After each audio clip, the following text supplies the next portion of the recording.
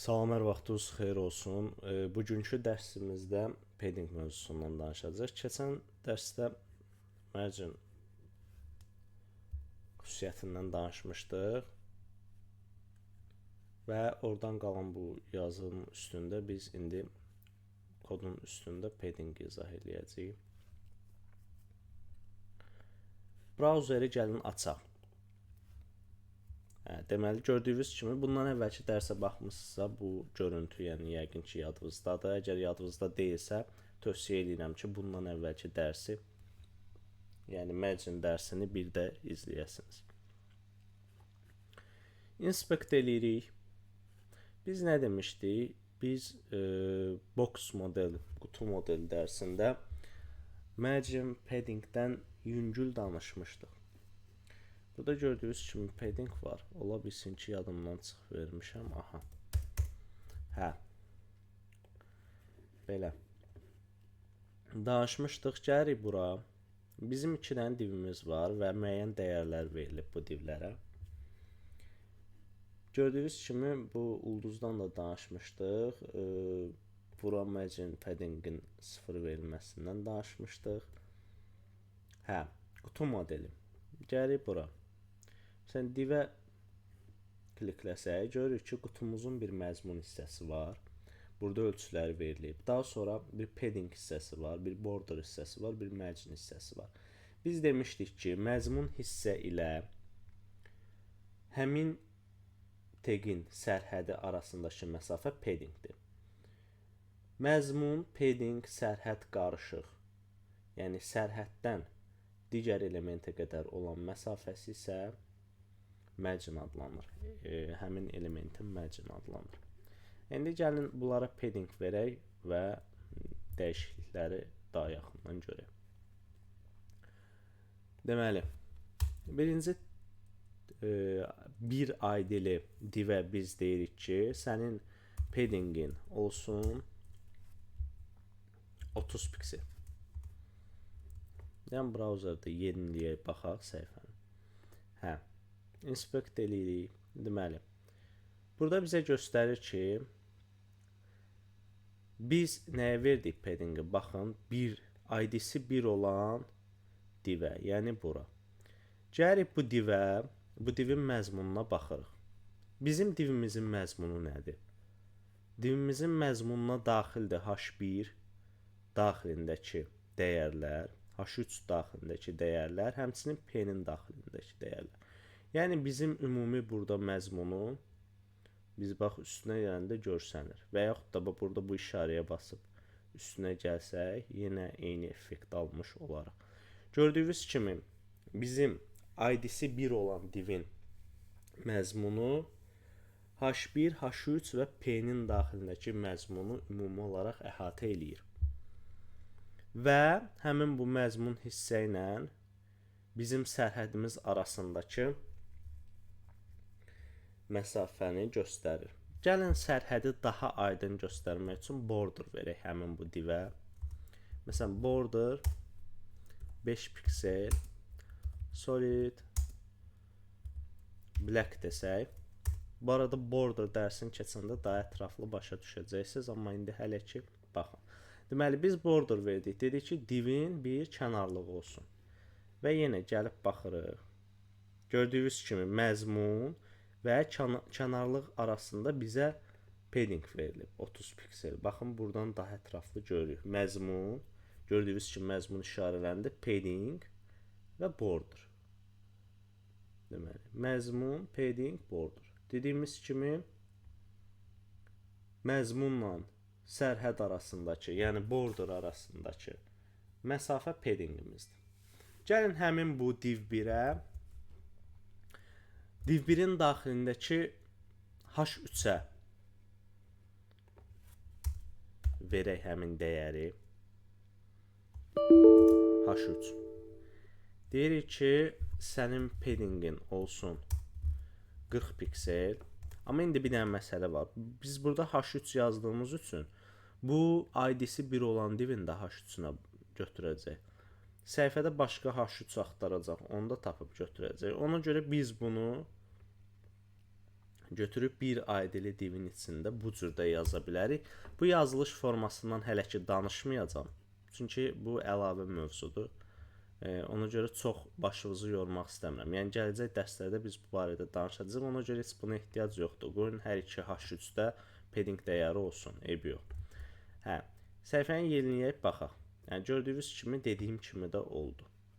Sizə göstərmək məqsədi ilə qoyun bunu da belə eləyim. Görəcəksiniz indi ancaq ID-si 1 olan, yəni birinci divə aid olunacaq.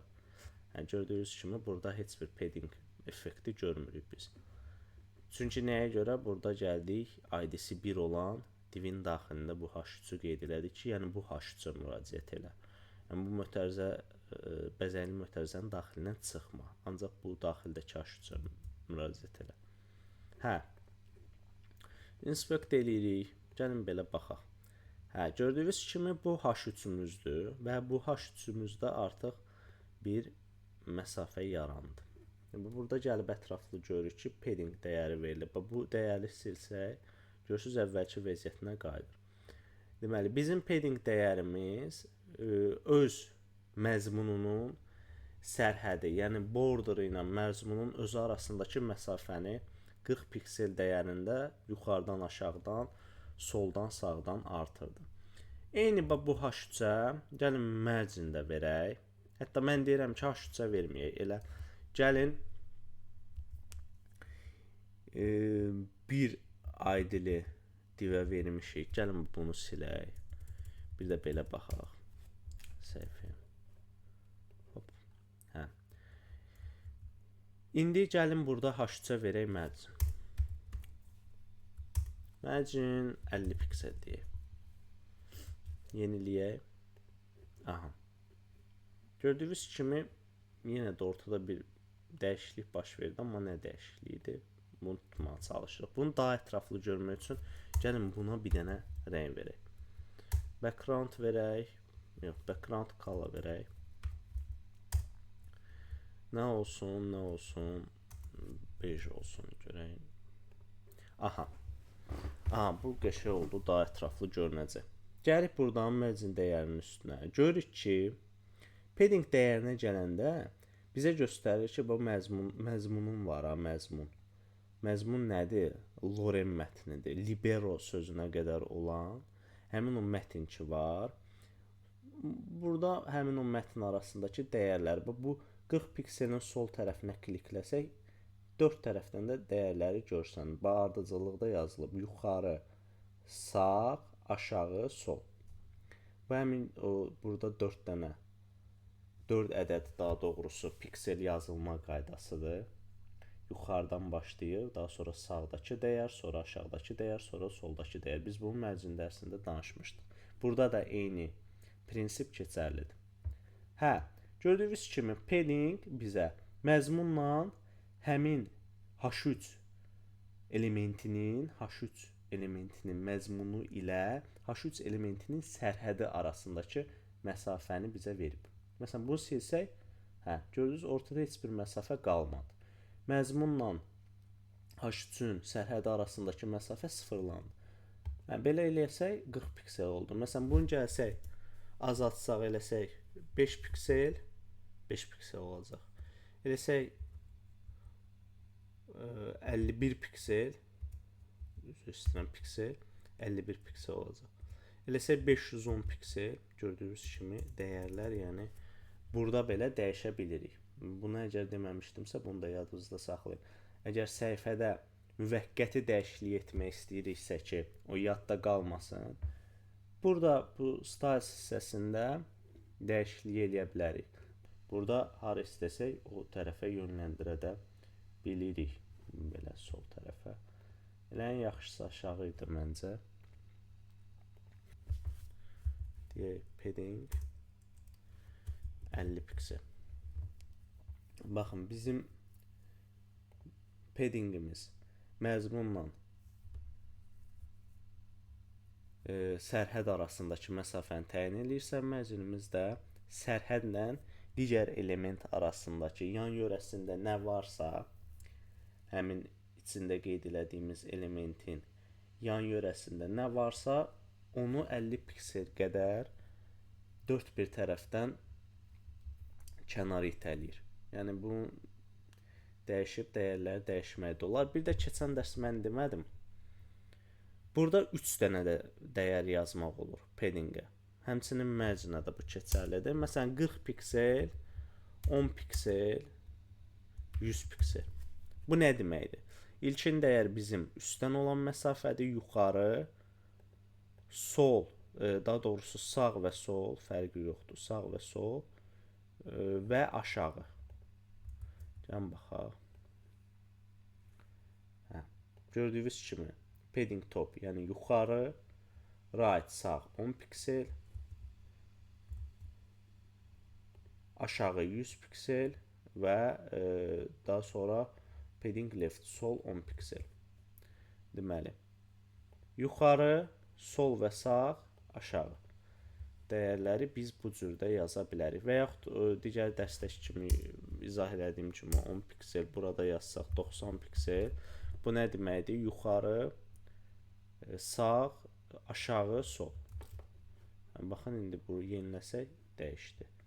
Burada da ətraflı baxsaq, yuxarı, sağ, aşağı, sol. Eyni qaydada dediyim kimi belə yazsaq, 2 ədəd piksel qeyd eləsək, onda olacaq yuxarı, aşağı ilkin dəyər, ikinci dəyərdə olacaq sağ və sol. Baxırıq, yuxarı 40 piksel, sağ 10 piksel, yuxarı 40 piksel, sol 10 piksel. Padding dərsimiz də bu qədər.